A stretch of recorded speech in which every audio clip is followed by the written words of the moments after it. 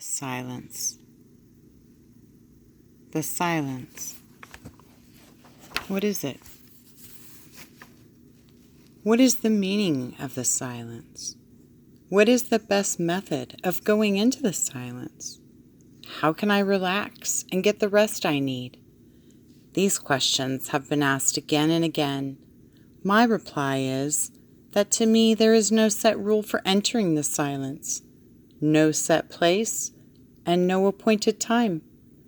We can be in silence whenever we wish and are in it hundreds of times without consciously realizing. In years past, we used to think that heaven was a place to which we had to go. Every picture painted, every idea given of this home of bliss pointed from the earth plane to the skies. Now we realize heaven is within us. Whether we are in Africa or Egypt, whether in the States or the South Sea Islands, we live and move and have our being in heaven. Just in the same way, the silence is not a thing into which we have to force ourselves, nor a thing for which we have to seek retirement. We can be in it at any time. Our souls go out to our Creator on the breath of desire. Surroundings make no difference.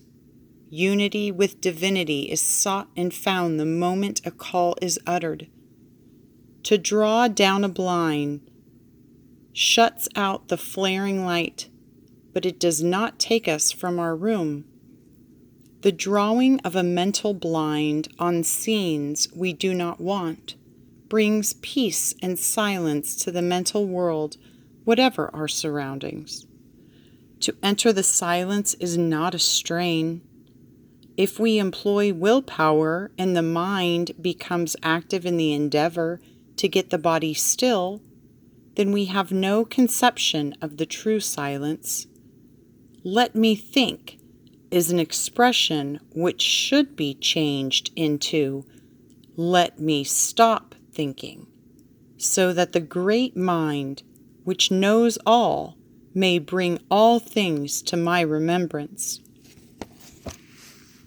If all the healings done by Jesus were recorded, probably none would be more marvelous than those at the sunset hour, when in answer to the call, "Come unto me," the sick, the weary, and the heavy laden met in the golden light. Have you ever visualized that scene? It will bring you into a better understanding of the silence. Have you ever watched the face of anyone looking at the sunset? I recall doing this when crossing the Pacific Ocean. The water was as smooth as glass. The white line of foam followed the ship like the swiftly moving wings of angels. The air was full of laughter and merry voices. When somebody suddenly said, "Look at the sunset!" in a moment, stillness reigned. Everyone stopped talking. Silence deep and intense fell over all, as if some radiant being, whose glory blazed from sky to sea, had suddenly bent from the golden heights, with finger laid upon his lips.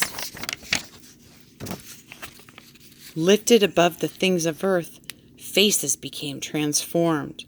There was an expectancy on them, too. The beauty of the scene had made all souls receptive to the power which lay beyond the golden light. It was in such a receptive silence 2,000 years ago that all became conscious of the never-failing love which healed them every one. Entering the silence. For you who would find it difficult to enter the silence, a good way is to call to mind the most peaceful hour of your life, the happiest moment you ever touched, the time you came nearest to heaven, when you felt God everywhere. Close your eyes and concentrate on this, if only for a moment. Or if not on this, think of the most beautiful scene you ever gazed upon. Visualize the breaking of dawn, when the heavens are aflame with the glory of God, and nature, beautified and refreshed by the soft dews of night, is smiling through the colors of trees and flowers. Or think of some wonderful painting which impressed you, the peace of the silent night when the glittering stars smiled down on you like the lamps of guardian angels, and the moon had made the sky a shining silver sea.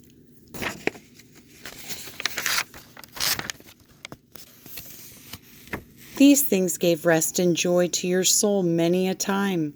They calmed you when you were weary. They soothed you when you were depressed. They brought you to the hem of the garment. They wiped out by their beauty all things which you had thought coarse and ugly. This little story is an illustration of my point. A man was wishful to become a priest and teacher. He cut himself off from his friends and relatives and went into the silence to commune alone with God. The noise of the city bothered him, so he chose the quiet of the woods. But even there he was not left alone. For a while at evening prayer, he was disturbed by the tinkling sound which passed his hut. Annoyed beyond measure at this breaking in on his sanctuary, he went to find the cause of this noise. He discovered that it came from the bracelets of a woman who went each sunset to meet her lover down by the stream flowing through the woods. He immediately had her arrested on the plea that she went to meet her lover when she was already married to another man. When the woman appeared in court, she turned to the would-be priest and said, "Sir, had you been as much in love with your God as I was in love with my lover, you couldn't have been disturbed by the tinkling of my bracelets." It is not so difficult to concentrate on anything that we love, or on anything that has made us happy. So as you relax, turn your minds to scenes of joy. Turn it to thanks and gratitude. So shall you draw nearer to the great giver of all. So shall your soul be filled with the peace that passes understanding. So shall you know the silence Jesus knew. The tempest may beat and billows roar, but their violence shall not come nigh thee. Affirmations. I am a smiling child of love. I am wrapped in the garment of sunrise. The shimmering golden rays fill me with healing power. The gold changes into deepest pink. God's love is expressed through me in color. Now the blue of a smiling sky shines round about me. My aspiration is set in the heavens. The blue deepens into purple. I am rich with the wealth of kings. I turn my face to the east in adoration. I believe in God the Almighty Father, maker of heaven and earth. I see my whole body flame with His glory. I relax in the white light, and on the shining rays send out my blessing. Peace to the north, peace to the south, peace to the east, and peace to the west. Peace, peace, peace to the world.